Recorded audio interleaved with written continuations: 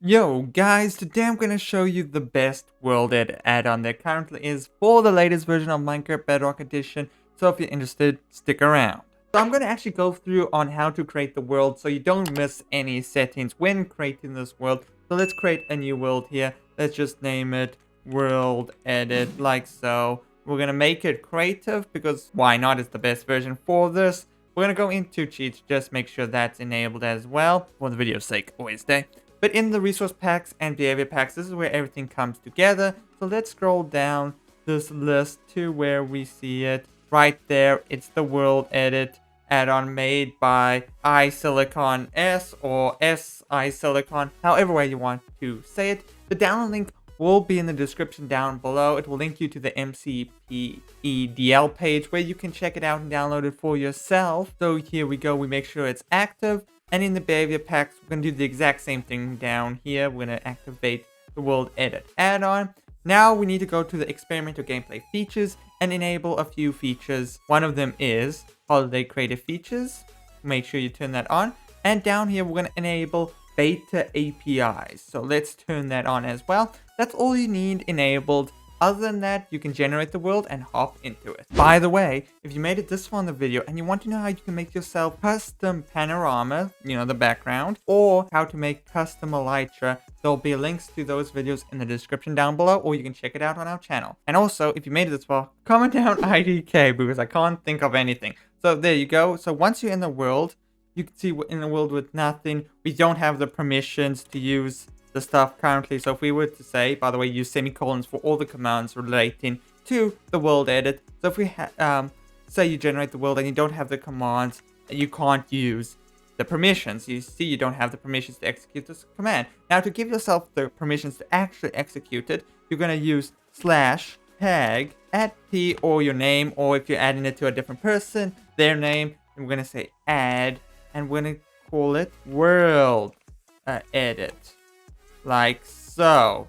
And once you have written that down, you just click enter, and as you can see, you have been given world edit permissions. You can go into your settings to go to the quick start guide to see how stuff works. So you can also simply go into inventory and click this question mark here. It'll bring you up here, and as you can see at the top here, we've got a world edit category right here. So you can go here and you can go through all the different stuff that this add-on adds. And of course, you can check out their license. That's not what we're going to do today. We're going to actually go through some of the simple world edit commands. You guys can check out the rest. So let's start with the most simple. Everyone loves the one command that gives you basically an axe where you can place down and change blocks very easily. So say we want to remove this tree with the one, we can just right click here. Now you can see it says the second position, so we haven't set the first position, but to set the first position, you crouch and you right click. So that would be crouch and tap and hold on mobile, and just tap and hold for the second position. So now we have this selected here. You can see this nice border indicating where it is. To simply change it now to whatever you want, say you want to set it to stone, we're simply going to type semicolon set stone like that and click enter, and as you can tell, it has turned into stone. You can also, which is a very useful feature, say that was an accident and you don't want to do that, you've deleted a whole area or you covered a whole area in something you don't want, you can just simply say undo like that, and it will go back to the way it was. Nothing broken, nothing different, everything as perfect as it was. Of course, if you want to redo that, you can, so you can just say redo, and it will bring back the stone. So that's a very simple way of using this. It's very simple, straightforward, and extremely works well. So now going on to another thing that will help you. If you type semicolon kit like this, it'll give you all the world edit items you ever need. So in my inventory, you can see we have the full selection. We've got a pattern picker, we have copy, we've got cut, we've got paste, we've got undo, we've got redo, we've got world edit settings, we've got a spawn glass block, outline section, wall section, draw line, mask picker, counter, rotate counterclockwise, rotate clockwise, and flip. So we're not going to go through every single one. You guys can play around. It's so much to do here. So let's just carry on with the big one. First of all, the undo and redo. Very simple. You can tell it like just with a click of a button, undoes and does it. Very easy, very nice. But say we want to cut this whole chunk and move it somewhere else. So we cut, you can see it's all gone. and let's want to paste it here. Now remember, it pastes in relation to where you were. So when I was standing, I was a bit off center from it. So as you can tell, it's like that. But if you want a more accurate thing, you would stand in the middle here, cut it like that. And now wherever I paste, it's going to paste directly beneath me. So like if I'm looking down here, it's going to paste around me like so. As you can see, it pasted exactly around me. So that's more a recommended way of how you cut and copy and paste stuff. It's all relation to the player character. So if I would go down here, cut right here like that. Now wherever I stand like that and paste, it will spawn in front of me just like that. So that's just a quick tip there. I'm not going to play around with the pattern picker and the mask picker because I'm not too comfortable with that. You guys can play that with that. It's very simple. So let's actually go back here and let's get this piece of ground here from this sugarcane. So let's crouch and place our first position, and let's go up over this way, and let's paste the second one right here. Now we've got this whole area selected. This is where I want to come to our next command, which is the copy one. So I've copied it. Actually, I want to stand right on top of it and copy it because of relation. And let's just simply paste it.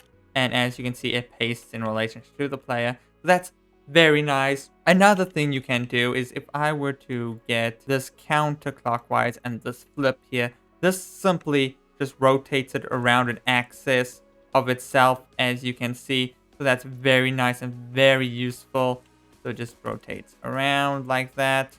Of course, it's disrupting the water, but yeah. So there you go. You can also use the flip, which flips it over like that. Very nice. So the final one I'm just going to go over, actually the two last ones I'm going to go over, is just a very simple one, the glass block. So you don't have to build up high pillars. You can just simply spawn a block beneath you wherever you go. So you're very useful. So moving on, I'm going to show you how you can fill a selected area like this. So basically you go down here with your pattern picker, you select what you wanted to select, and then you can just simply use this outline selection. Now, of course, I've made this nice outline. If we click, it will fill it in, and it will be indeed hollow inside, as you can see. Now, of course, if I said I did this with grass over here and then do it, it will change it into grass, as you can tell.